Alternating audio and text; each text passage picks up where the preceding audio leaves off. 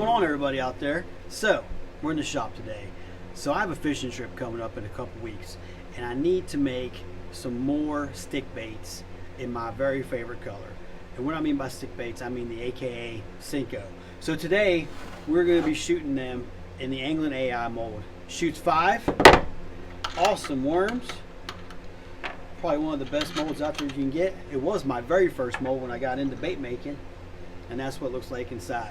It is the core shot mold too, so you can actually do core shots with this. And core shot means like you have these rods in there, and you can do like a clear color on the outside and a dark color on the inside, and you can actually see what it looks like inside. So actually hold on for a second, I'll show you what a core shot is. Alright, so here's a bag of core shots. So this is kind of like a sexy shad kind of color. I did chartreuse in the middle with a blue on the outside. I don't know if you can see it or not. Maybe I should take one out of the bag and show it to you. But it's like a very light blue outside with a chartreuse inside. They work really good. I don't shoot a ton of core shots with this mold, but I mean, it is fun. When you first get this mold and you practice a lot with it, you're like, wow, that is so much fun. So back to what we're doing today. So we're going to shoot my very favorite color, and I have nicknamed this color the Dukes of Hazzard. And the reason I call it that is because it is orange.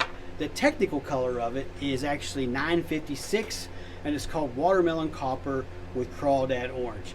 And this is actually an original Senko right here.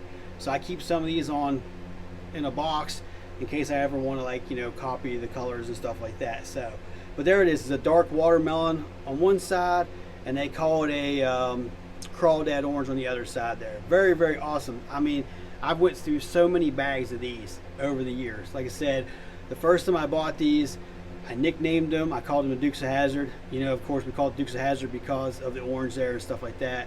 It actually caught on. My friends even call it the Dukes of Hazzard and stuff like that. So it's funny. This is what I've been shooting for the last couple of years. It's very close, but it is not spot on, and it keeps making me mad. This color I have struggled with. I have rewrote my recipe for a couple of different times, and I could just never get it to come out. I would do the drizzle test on my table here and hold this original Senko to the orange side and be like, that's perfect. And then I would shoot it, and like after it cured, it looks like this. So as you can see, it's close, but like the orange is like just too dark. You know, this is kind of like a carrot orange on the Senko side, and mine's like, I don't know, kind of like a little bit of a peachy orange. You know what I mean? I just can never get it right. Now this bait still has caught me fish and stuff like that. It's worked really good, but it just still bugs me that I couldn't get this perfect. It's just one of them things. So I needed some more of these a few weeks ago, and I started making some. I'm actually going to make some more because I got a big fishing trip coming up here in a couple weeks for a week, and I won't be close to my shop, so I need to stock up on baits. And I was like, there's got to be a way. So I went back to the drawing board, and after doing some practicing and stuff like that, I finally figured it out. So this is one that I shot a couple weeks ago. As you can see, the orange is very carrot orange side, and the watermelon side looks really, really good. And if we compare them to the old ones, look at that. It looks pretty spot on that side, and the oranges pretty much matte off. Now I'm not saying it's perfect, but it's pretty close, and it's perfect enough for me. So what I figured out with this is, I was on my old ones, I was getting it perfect, but the problem is with these old ones is when I was laminating the colors together, this watermelon was bleeding into it. And what I mean by bleeding into it, not really like changing the color, but it was darkening it up. Like I think I was not putting enough pigment on the orange side to where the watermelon was like shadowing the orange side. You know, so the watermelon was shadowing the orange side and kind of dulling it up. And I knew I had to figure out something. And the thing is what I came up with is I need way more colorant on the orange side. So that's what I did. I saturated this really a lot. You'll see here, we're going to shoot this, and I'll show you how many drops of pigment I put in this orange to keep the watermelon side from actually changing the color. I mean, there's a lot of drops in this. So we are going to change the camera, turn around, and I'm going to show you how we're going to make this bait. So stay tuned and hold on. All right, everybody, I got this up to temperature. It's got a lot of air bubbles in it, but we'll get those out here in just a minute. We're gonna do the easy side first. The easy side is the watermelon. I use this. This is Lure Works 156 Green Pumpkin. Seems to be the right color for what we're doing today. I'm gonna do a little shaking up here. And we're gonna do 40 drops. So there's 1, 2, 3, 4, 39, and 40. Done. And we're gonna start that in. And there we go. There it is. There's a nice green pumpkin side. So on the glitter, I'm gonna use 0.40 black. And I'm gonna do 1 good teaspoon of it. This is all for a cup of plastic. So I'm gonna do a little bit of a heaving one right there. Boom. That's done. Then for the orange, I'm gonna switch teaspoons. So that one was a 1/4 teaspoon. We're gonna do 1/8 of a teaspoon now. And we're gonna, there we go. Not heaving, probably a little less than. And we're gonna put that in there just like that. Actually, I'm gonna add a little bit more. So yeah, we're gonna say 1/8 of an inch. I always say inches. 1/8 of a teaspoon.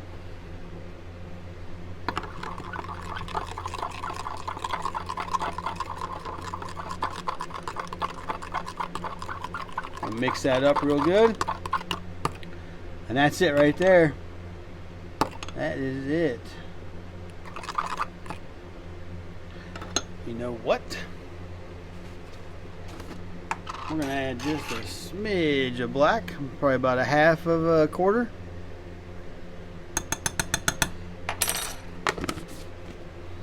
And then probably just a little bit of this 1/8.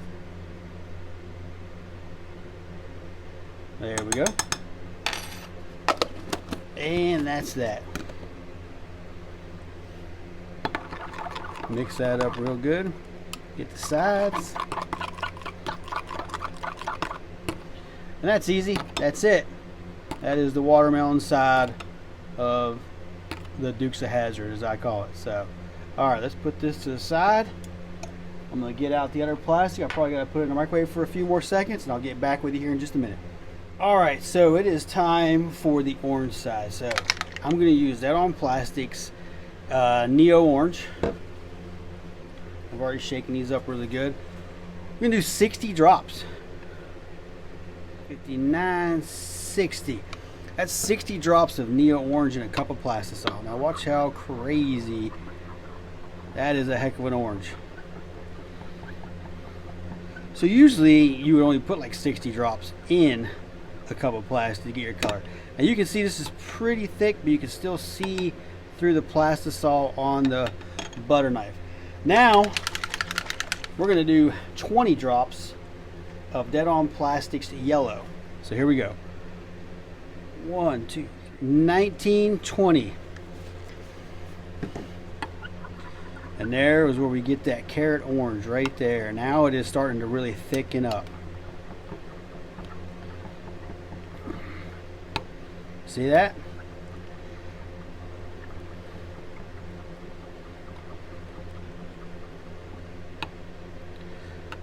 Now it's 2 to 3 drops of this white. So I've already shaken this up. So I'm gonna start with 2. I can't remember if it was 2 or 3. So we're gonna do 2. There's 1, 2. Whoa. Now watch that white, it comes out.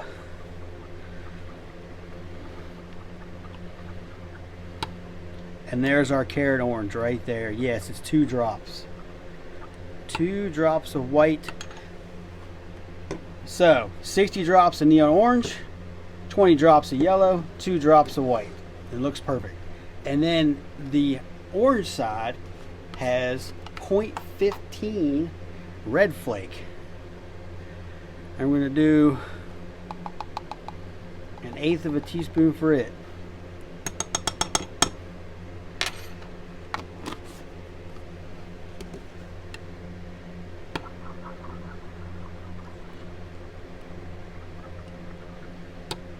And there it is. That is awesome. So that is our 2 colors. Let me grab this other one right here. So there it is. That is our 2 colors that we need to make the Dukes of Hazzard, aka 956. Alright, so I got these colors made, they're built, but I got to put salt in them. So I put salt in my worms.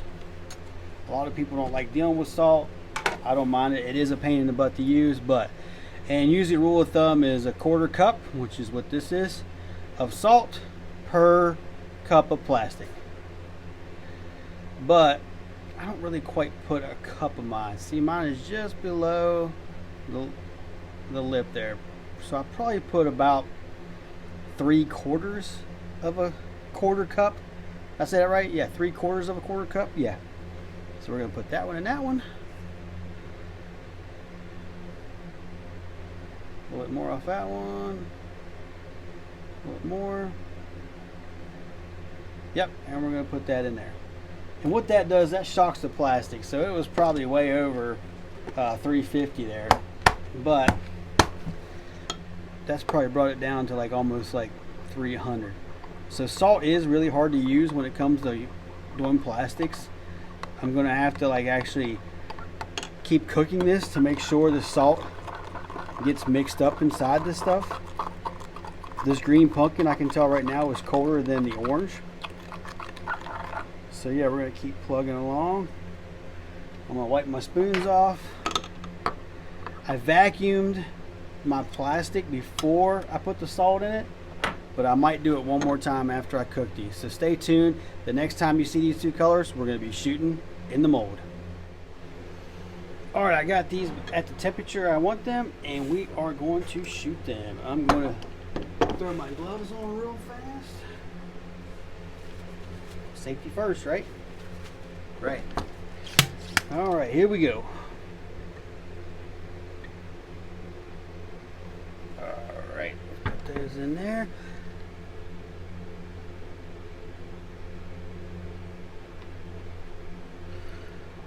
We'll count to 10. And release the pressure. Top off the sprue.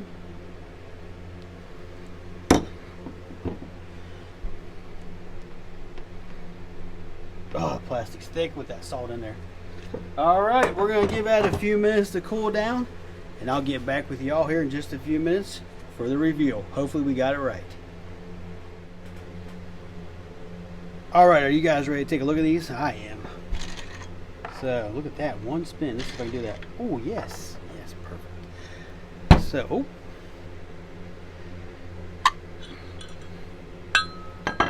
And there we go. That orange side looks pretty good. Let's pull them out.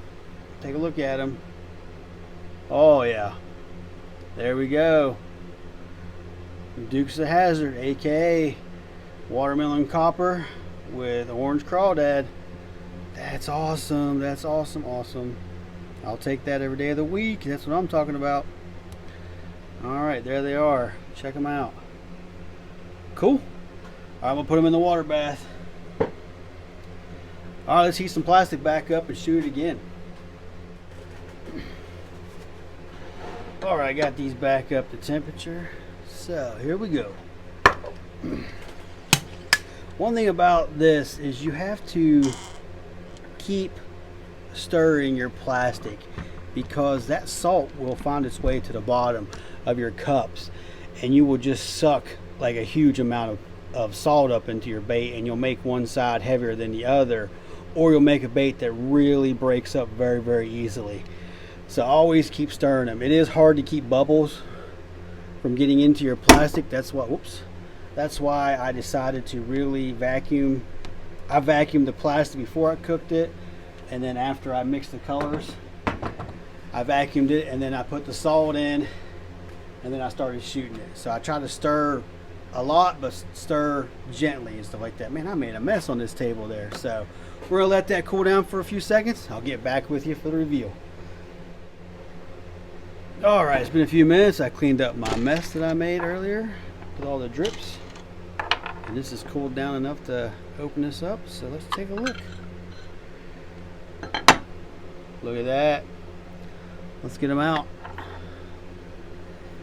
Oh yeah, those look awesome.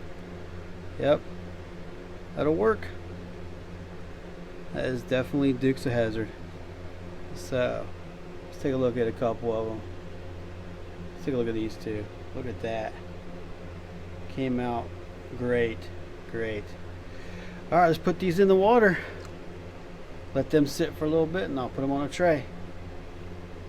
So I'm going to keep making them. I'm not going to show you every time that I shoot these, but you know, I cut up my old plastic. So you see how I was pounding it up over here.